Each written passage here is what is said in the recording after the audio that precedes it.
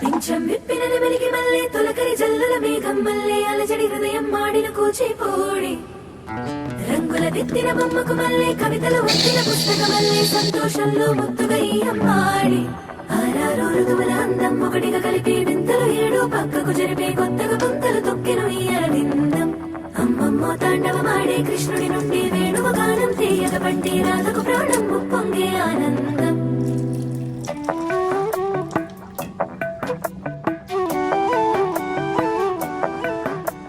మధురము కదా ప్రతొక నడక నీతో కలిసేలా తరగని కథ మనదే కనుక మనసు మురిసినిలా ఉసురేమో నాదై